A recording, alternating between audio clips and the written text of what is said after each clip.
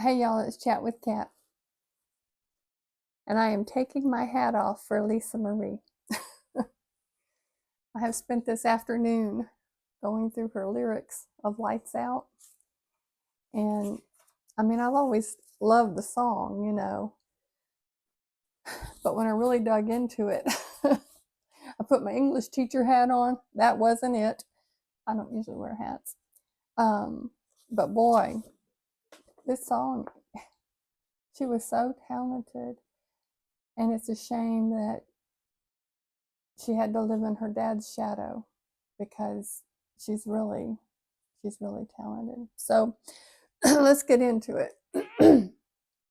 If you want to get the lyrics on your device, or on some kind of device you can read along with me, that would be great. Any kind of analysis of poetry, literature, songs, movies, it's just an interpretation. Unless, I always tell my students, unless I have Edgar Allan Poe or whatever author, unless I have that person standing right here, we don't really know. We are just making interpretations, and based on basic literary tenets and your own life experience, and see what we see. So we all know Lisa lived a life of loss. We know that her dad's death affected her for the rest of her life. She went from, Disneyland to, I was going to say Dog Patch, but you may not know what Dog Patch is. Dog Patch was a little amusement park in North Arkansas years ago, and it's been abandoned and run down and dilapidated, and you can find pictures of it online. But she went from Disney World, and in one day she went to Dog Patch. So these are just interpretations and opinions, and you may interpret something a different way, and that's fine. I always tell my students, unless you're just way out there on some kind of wild deserted island, you're not wrong if you can support what you say. So she wrote Lights Out in 2003. And just starting with the title itself, Lights Out, the connotative meaning runs deep. I'm going to be using two terms, connotation and denotation. And connotation is the emotional meaning you attach to a word. So the Liberty Bell. Denotation, literally, it is a bell that we have titled Liberty Bell, and it comes from the beginning of our country. Connotation is the emotional meaning that we attach to that. Freedom, America is great, America the beautiful, all that. It has a lot of connotative meaning to it. So her title, Lights Out, evokes connotative meaning. So literally, denotative, lights out, you turn the light out, you're in darkness. Darkness. Lights out, death, it's over, ended, darkness. Which is why I thought Priscilla made a poor choice for chapter 19 of her book, Lights Out, that about Lisa's death. Oh, bad choice. Somebody did not advise her very well there. So, death, over, done, darkness, lights out. She says, you were a million miles behind. She starts it out, you were a million miles behind. When she was a child and she was living between her mother and father, to a child, Memphis probably did seem a million miles away. Also, after she gets back and she's in school or whatever, it seems like so long ago that she was in Graceland. And so that distance, she immediately sets up the distance between her and that life, maybe her past. And I was crying every time I would leave you, and then I didn't want to see you. And that right there, the juxtaposition of those two lines, I would cry when I would leave you, but I didn't want to see you. Mixed feelings, mixed emotions. Didn't want to see you. Do you think she ever didn't want to see Elvis? The only thing I can think of is, I can't even think of, I was going to say if she had a lot of friends and, you know, that kind of thing. Maybe she didn't want to leave to interrupt. Every life had an interruption for her. She would get settled in her California life. Then she was over here at Graceland where she could run free and, you know, boss everybody around. And then that was interrupted to go back to California. You know, it's a hard life. It's a hard life for a divorced child. She says, I still keep my watch 2 hours behind. And of course, that's West Coast time. They are 2 hours behind Memphis Central Time. So her life, she's trying to insist that her life is in California, even though she comes here to Memphis, even as an adult.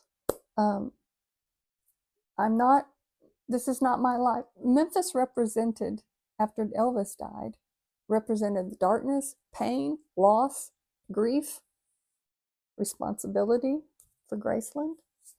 And so she still keeps her watch 2 hours behind. I'm only visiting here now.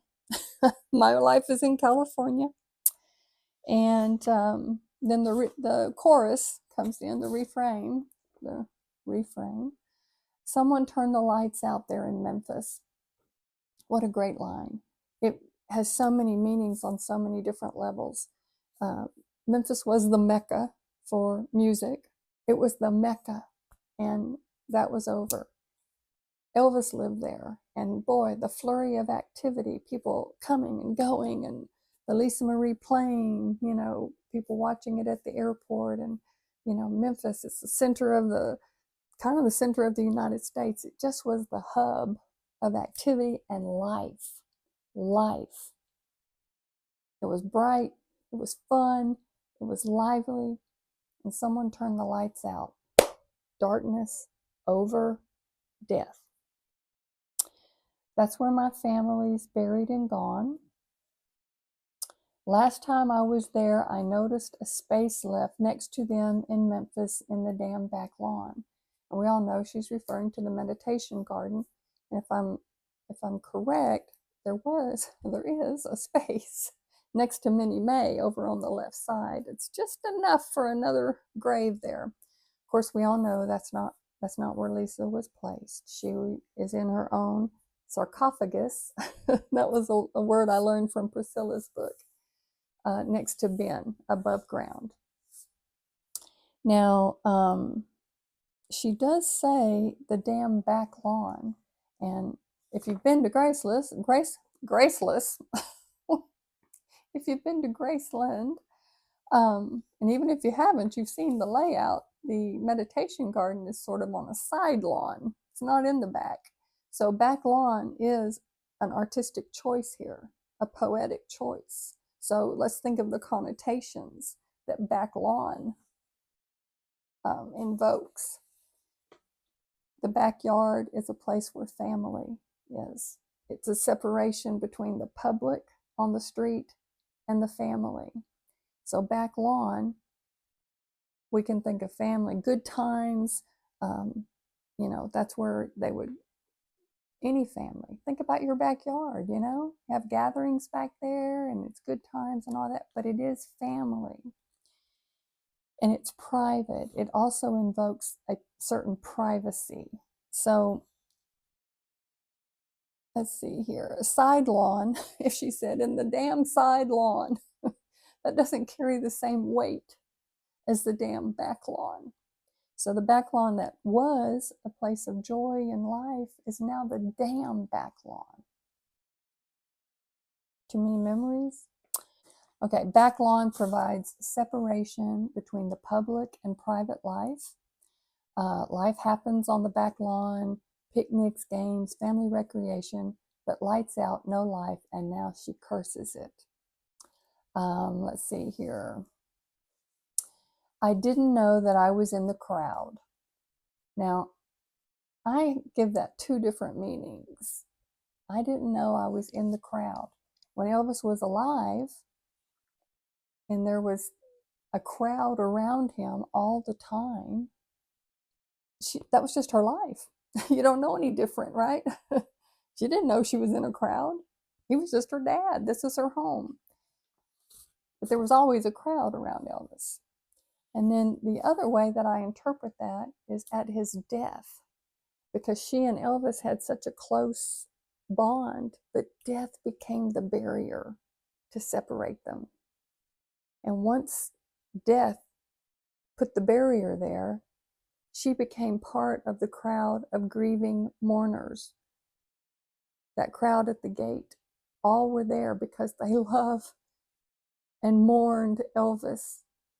And now, without him, she's part of that crowd. That's the way I'm interpreting it. I'd like to hear what you think. I didn't know I was in the crowd. Yeah, I got that. Okay. Fresh cut grass stopped growing. You know, Elvis died in the summer when the grass is growing and has to be cut every couple of weeks, sometimes every week. Fresh cut grass stopped growing. Boy, she's a great songwriter. Think of the connotation behind that. Summer, and the smell of cut grass, which I do not like, by the way. It makes me feel like I can't breathe, but everybody else in the world seems to love that smell. Fresh cut grass stopped growing. Everything on her shelf has fallen. These are tremendous images. So it's like her life got frozen in time. All the joys and the happiness of summer stop. The grass isn't growing anymore. No life. Doesn't have to be cut again. Everything on my shelf has fallen. What would have been on her shelf as a child? Trinkets, symbols, objects of innocence and childhood, representing her life. It's all fallen. I made a note. The organization of her life became disorganized. But then she inserts again, I still keep my watch 2 hours behind. It's going to put all of this chaos back on this shelf, maybe another shelf. And I'm keeping my watch 2 hours behind because my life is not here. And then the chorus again. And then she says, I heard all of the roads, they lead to Memphis. I see that as three different meanings. Three different meanings. First of all the roads lead to Memphis. You can trace rock and roll, modern music, everything. You can trace it back to Memphis when that cosmic explosion happened. And, you know, all those great musicians were in Memphis to get their start. You can also, literally, she's destined to end up in Memphis. All the roads are going to lead me back to Memphis. And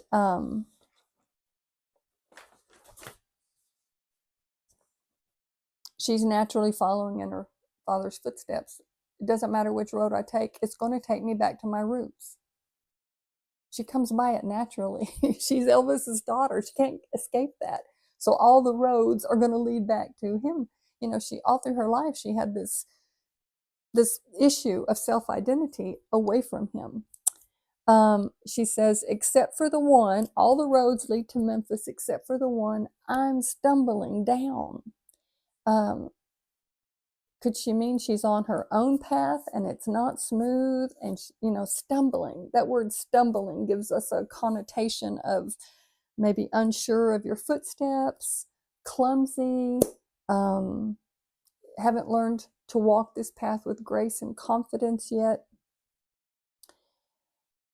She's going to find that even though she thinks she's on her own path, trying to be on her own path, it's still, she can't escape it. It's in her DNA. She's going to go back to Memphis, figuratively and literally. She says, I'll be damned if I ever get this little son of a bitch from Memphis. That line confused me for a long time. And then one time I heard her in an interview say that Aunt Delta used to call her, "You little son of a bitch." And so she put it in there for that. It was just a childhood nickname for her. But she says, "I'll be damned if I ever get this little son of a bitch from Memphis." And when I wrote that line out just by itself, it struck me differently. I'll be damned if I ever understand this little son of a bitch from Memphis. I can't understand myself. I'm trying to figure myself out. And then she says, someday, I guess, maybe someday, I'll understand myself. I'll know who I am in this world. And then it goes, yeah, I haven't forgot. She hasn't forgotten where she comes from. She knows her roots. Even though she keeps that watch 2 hours behind, I haven't forgotten where I came from. And she's still tied to Memphis. She's still tied to Graceland. She's still tied to her dad, that world, and ultimately that loss. That girl can write songs. I've given you my interpretation line by line. If you have anything different, if you see something that maybe I didn't see, or you interpret it in a different way, be sure and leave that in the comments. I mean, you know, this is, I love this stuff. I'm an English nerd. So digging in and rooting out different meanings, it's right up my alley. Let's see. What song shall we do next? I would like to do Soften the Blows. Soften the Blows. Powerful. Go look at those lyrics and see what you can make of it, and then let's get back and talk about that one in a few days. Y'all take care. Bye.